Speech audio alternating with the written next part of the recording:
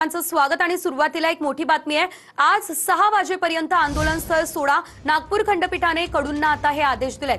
कर्जमाफीच्या मागणीसाठी बच्चू कडू यांचं कालपासून आंदोलन सुरू आहे। जनताच आमचं कोर्ट आणि आंदोलन अधिक जोरानं करू असं कडूंनी म्हटलं।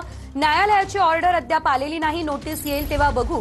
कोर्टाच्या आदेशानंतरही बच्चू कडू यावर ठाम आहेत। काही कोर्टाचे निर्णय आले आहेत, त्या निर्णयाला मान सन्मान देऊन आपण पुढचा आपल्या आंदोलनाचा पवित्रा कसा करायचा हे आपण ठरवू। शांतता व्हा। जानकरजी आल्या, जानकरजींना येऊ द्या।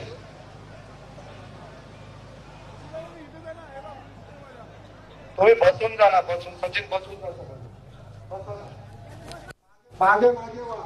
ही एक मोठी बातमी। तर खासदार अमर काळे आणि सलील देशमुख बच्चू कडू यांच्या आंदोलनस्थळी पोहोचलेले आहेत। कर्जमाफी या संदर्भात आता हा बच्चू कडू यांचा मोर्चा झालेला आहे। त्या लोकांना माहित पडत, त्यामुळे यायला कुठल्याच प्रकारचा तुम्ही त्रास देऊ नका दादा। तुम्हाला प्रवीण भाऊ तुम्ही बसा, तुम्ही बसा।